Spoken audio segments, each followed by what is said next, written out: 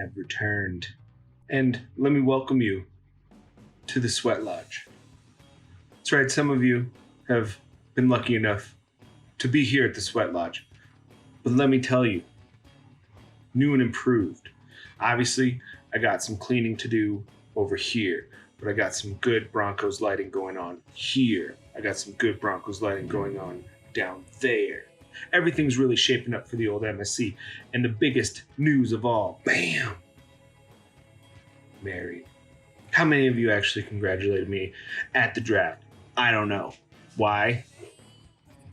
Slugging them back. Anyway, in an effort to make everything concise this year, I'm going to be shooting in front of my computer every once in a while, bust a green screen out, go on the Sweat Lodge, but for the most part, everything around me is going to be the scene for this year. And next week, I will have your scores ready, and they will go down here. So if you can bear with me, usually I am kind of in a clusterfucky situation for week one. I'm very, very busy. My schedule doesn't let me off until late. And you fuckers are constantly blowing me up and asking me questions. How do I draft? What do I do with my draft? Who do I pick up? How do I use the money? What time do I show up for the draft? Those are all questions from Will. Fucking Will, dude. Every single year. You would think, I'm pretty sure you've been in this league now for 5 years. There are other people that have been in this league for just that long or less, that have had less experience now than you have in the entire league, and you still don't know what's going on, who's who, what's what.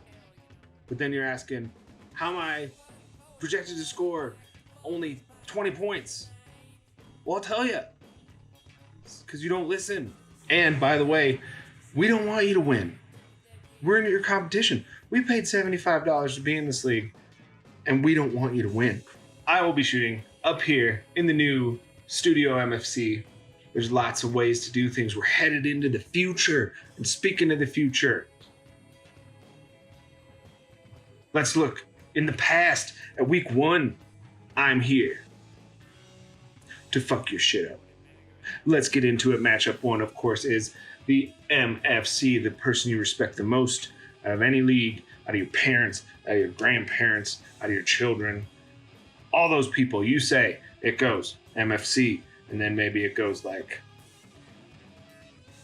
I don't know who would be here even, and then maybe your parents and all that. MFC versus I Have Utters Greg. Listen, I don't know what the deal with names is this year, but barely any of you change your name. I can't change mine. I'm the MFC. I can't change mine to like good, just like what? Oh my fucking Goff. I could change my name to that. Roseanne Connor, Old Man Henry, Dig My Grave, all those things. I could change it to all those things, but I'm playing I Have Utters Greg, which is his name in Discord. Sometimes you milk the cow, man. And sometimes you get milked. And this week, I got milked by the cow. A lot of people having huge weeks. I didn't change the basic scoring at all. I brought back kickers and eliminated their negatives, basically. And people were scoring like 40, 50 points. It was just opening weekend scoring central.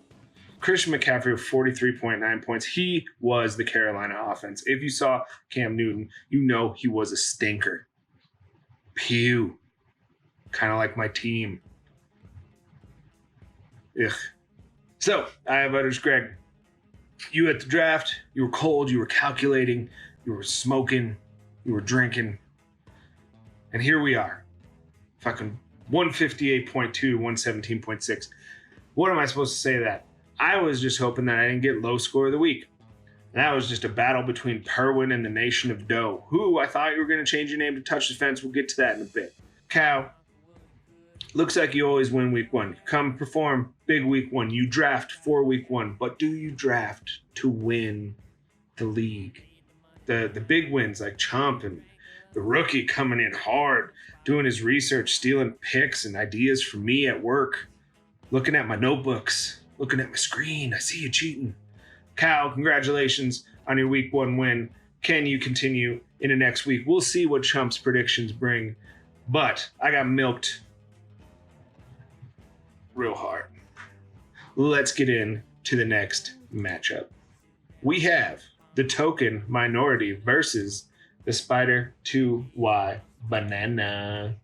Speaking of latest stinker, Christian McCaffrey, entire offense to the Panthers. Guess who wasn't the entire offense of the Panthers? The person leading the Panthers, and that's Cam Newton. So Cam Newton puts up a big old stinker, 4.8. Jameis Winston also puts up a big old stinker. I had him in 2 other leagues. Big. It's disgusting. But who else we got? Dalvin Cook going off for the minority. David Montgomery. We thought he was going to do great things, but it looks like we have Mike Davis on there too. We don't know what he's going to do. DeAndre Hopkins. Worth it. Worth a first-round pickup for sure.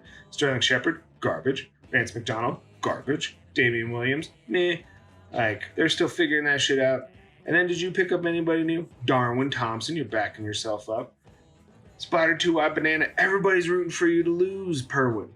Everybody. You know they are. And then Token Minority every single year seemingly makes real good picks. Goes all the way to the playoffs. And then what do? You lose in the playoffs and you give it to Spider 2Y Banana. We got to take it from the champ. We should all rally and do our best. Research some stats this year. Listen to some podcasts, guys. Educate yourself. Do not be a Willis. That is going to be the new phrase of the week. Are you the Willis of the week? Yeah. Are you proud of the fact that I'm making a fucking whole hashtag shit talk about your name because you refuse to learn about fantasy football? The Willis of the week. It's going to tie into low score of the week. I could do second low score, and Spider, you could be fucking Willis of the week. What do you think about that? Comparing you to Willis. You helped him draft his team. Should have focused on your team. Looks like. So, 122 to 94. Token Minority, respectable, middle of the road. That's where everybody was laying down. But then the 94, most everyone in the league is going to be beating that except for one individual. There's so much to talk about, but I got to move on. Let's talk about a name change. Crazy. Changes his name from fucking Coors Light and the NASCAR Boys, which one of the most amazing names in fantasy football. Tell me a better one. Coors Light and the NASCAR Boys, one of the best names in fantasy football. If any name should have been kept, it should have been that one. But we got the Rusty Knees. Why did he call himself Rusty Knees? Because he thought he was going to draft Todd Gurley, and his name is still Rusty Knees. Guys, what are we doing with our names? We're like the most uncreative league in the world this year. Anyway, respectable score. Beat Jose, beat Perwin, beat me. Rusty Knees puts up a 127.5 with the likes of Lamar Jackson running all over the place for 37 points. David Johnson killing it with 25.7. The Johnson-assance. Johnson-assance. Hashtag Johnson-assance. Don't be a Willis. 13.3 from Thielen. You know we'll be seeing Kirk Cousins pass 10 total times. Passed the ball 10 total times. And they won that game. 9 times out of 10, they win that game. But who do you face? High score of the week in the Chumpawamba. Also not changing her name. Doesn't feel the need to. Feels that that's the spot she should be in. Is just chumping it up with the Bawumba. Hashtag believe all Bawumbas. It's the year of the hashtag.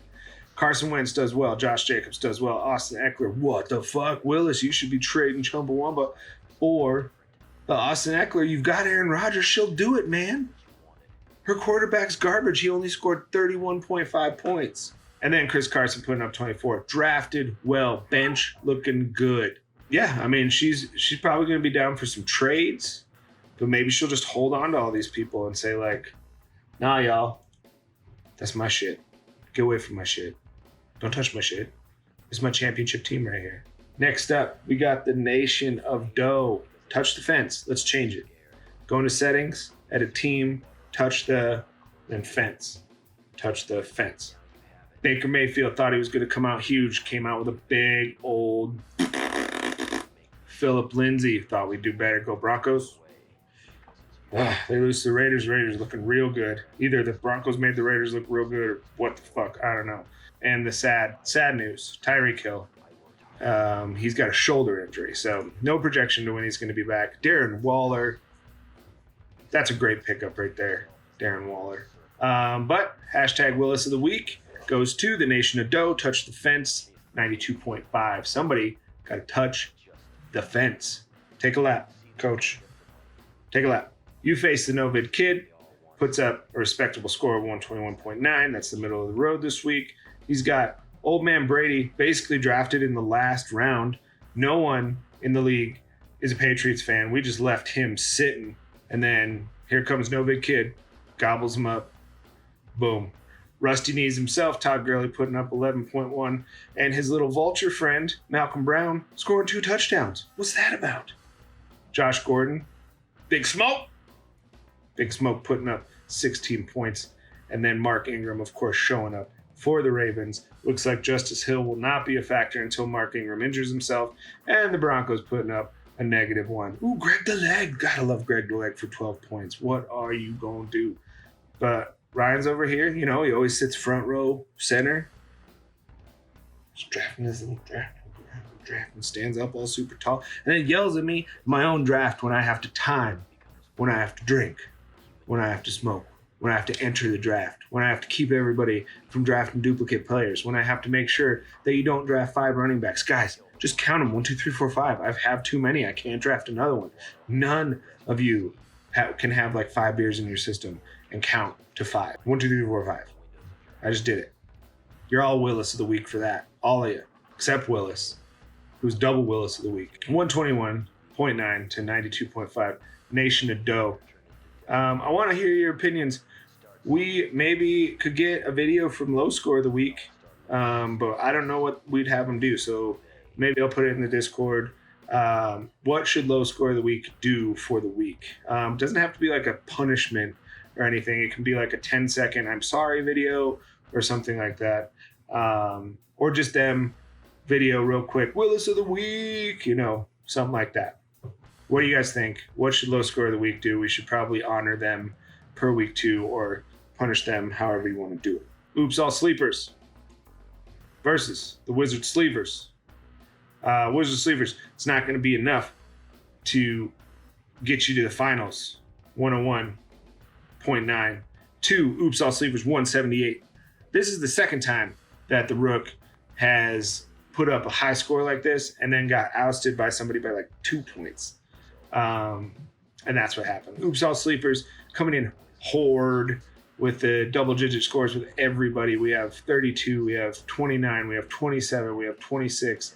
His bench is not scoring that same amount of points. Sorry,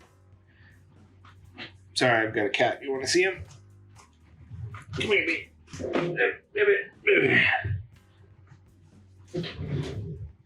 This is Bean. Yeah, so I mean, Wizard Sleepers, you're definitely not at all in the running. You would have lost to most everybody except for Perwin. You beat Perwin. You can feel good about that. If this was for the belt, you beat him. Beat him by like 9 points. That's pretty sweet, right? Look how big he got. Big old fluffer. Mitch, keep at it. Looks like you're playing good fantasy football. Looks like you're in the running for a good chance at the playoffs this year. And I'm going to think of some really fun and nasty things to say to all of you. But got to have a week 1 video. Will a stick fit in your mouth versus the Duke. Guess what? All that advice paid off, Willis. And you ended up beating the Duke, who has... you have the middle of the road score. He has the lower end of the score. He had some people not show up. They did not include Alvin Kamara, who went off, and Alshon Jeffrey. But in the end, what comes out is 127 for the inspiration for the hashtag Willis of the Week. The Willis dick fit in your mouth. Well, dude, we have discovered the answer. And the first, you're welcome. The first dick to fit in the first mouth would be Willis's dick in the dude's mouth. Or in his trumpet. Like the little end of his trumpet. It's probably in the mouth end. Like Willis's dick is probably like this. And then the mouth end is like this. And it's like that. That's what this is like. Willis's dick. This is dude's mouth. Because he's a little trumpet mouth. Everybody, think of a better name. Rusty Knees. You don't even have Todd Gurley. Spider Two-Eye Banana. That's so last year. Don't you want to have a new championship name? Token Minority. We get it. You're the minority. Novid Kid. All right. Just have a video. My rule this year, by the way, was that you should have a video. But you don't even watch these videos. Just let me know your thoughts on what Willis of the Week should do, low score of the week. Studio MFC next week. Graphics, lighting, decorations, cleaner table. Tell me about decorations you want to see or anything we could put in the background that would represent the league really well. Maybe less cat, maybe more cat.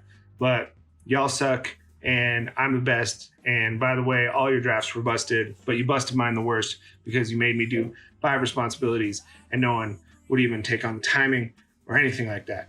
You're paying me this year. Give me that belt. I'll talk to you next week. Chumpawumpa. Let's see those prediction videos. That's all I got to say. I've rambled on way too long. Welcome to Season 6, Mile High as Hell Fantasy Football League, the greatest fantasy football league of all time. We're going to figure out how to make this shit more interesting, more interactive this year. Fuck y'all. I'm out.